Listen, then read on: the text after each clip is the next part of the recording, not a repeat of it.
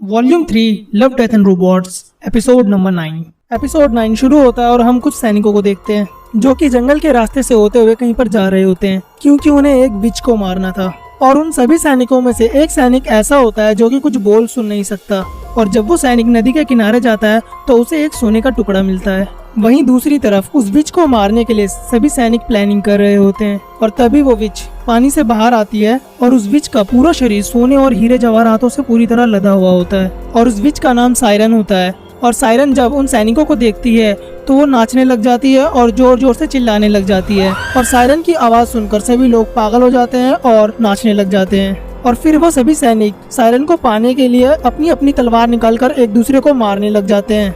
उनमें से कुछ सैनिक एक दूसरे को तलवार की नोक पर मार देते हैं और उनमें से कुछ पागल होने की वजह से पानी में डूबकर मर जाते हैं। उन सभी सैनिकों में से सिर्फ एक ही सैनिक जिंदा बचता है जो कि सुन और बोल नहीं सकता। तभी वो विच यानी कि सायरन उस सैनिक पर भी अपनी आवाज का इस्तेमाल करती है पर उस पर इस चीज का कोई भी असर नहीं होता।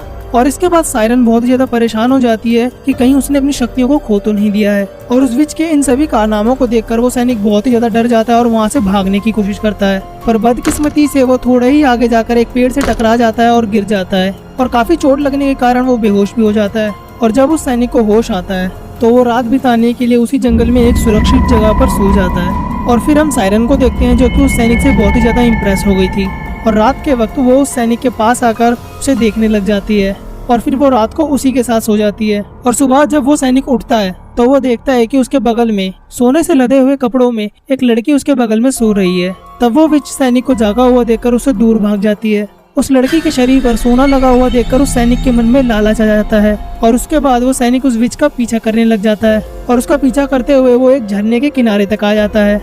और इस वक्त तक वो विच उसे पसंद करने लग गई थी और उस सैनिक के उसके पास आने पर वो उसे किस भी करती है और वो सैनिक इसी चीज का फायदा उठाकर उसे मार मार कर बेहोश कर देता है और इसके पूरे शरीर से सारा सोना और हीरे जवाहरात निकाल लेता है। और जब वो लड़की उसके किसी काम की नहीं रहती तो वो उसे मारकर उस झरने में फेंक देता है। और इसके बाद ये दिखाया जाता है कि उस विच के शरीर से खून निकलने की वजह से उस नदी का पानी उसके खून की तरह पूरी तरह लाल हो जाता है और जब उस सैनिक को प्यास लगती है तो वो उसी तालाब का पानी पी लेता है और उस तालाब का पानी पीने की वजह से वो बेहोश हो जाता है। और इसके बाद जब वो उस सैनिक को होश आता है तो उसे सब सुनाई देने लग जाता है जिसकी वजह से वो भी धीरे धीरे पागल होने लग जाता है। और इसके बाद उस विच को दिखाया जाता है जो कि होश आने के बाद अपने शरीर को देखती है और बहुत ज्यादा दुखी हो जाती है।